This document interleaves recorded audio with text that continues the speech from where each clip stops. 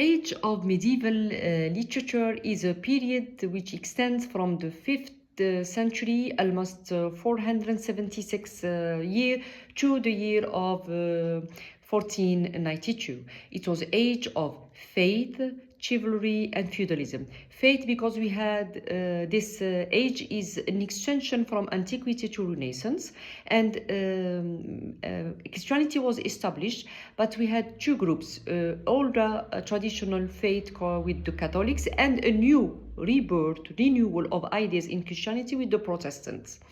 As far as chivalry is concerned, it's age of bravery, heroes, courtesy, loyalty, and that's why we call it also age of chivalry. It was age of feudalism, feudal system. We can represent it in a pyramid where at the top we have the king or total authority, and there we have the noble people working for the authority of the king, and there we have the vassals. They work for exchange of protection in case of danger, in case of war, and at the bottom we have the lowest social rank with the peasants, the poor people who worked almost for nothing, for no exchange. That's why years after this period, the Great Charter, a document signed called Magna Carta, which also imposed on the king to pay the taxes. And this, of course, paves later on the way for democracy in England. If we refer to literature and we give an example of a good document to represent old English literature and medieval ages before the late age, is Beowulf, who is himself a medieval hero in the tale, representing the age of chivalry, strong faith, loyalty, and other different topics that you can check within the video of in this channel, within the video special for Beowulf and Old English literature. Right after the age of medieval literature comes the age of Elizabethan drama, and it was called Renaissance. Renaissance is the French word for rebirth, renewal. So we have the downfall of the Romans, then the coming of the Anglo-Saxon, then by the 9th century, the occupation of the Norse language, the Scandinavian, bringing with them Norse language.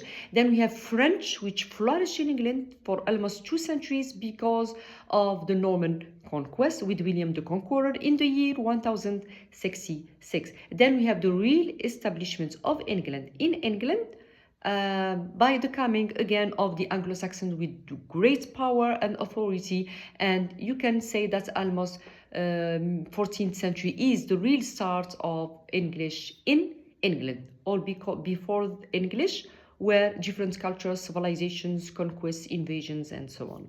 Also, Queen Elizabeth I was very artistic and powerful. She grants political stability in the country. This brings artists to meet, cultures to blend, new languages, new people, opening or reopening on the world a new spirit of Renaissance in England, and political stability and peace was granted, especially after the defeat of the Spanish Armada in 1588. So that's an achievement that grants security and peace in the country and the development of art in England. By the Queen the First, Elizabeth, from the period 1558 to 1603.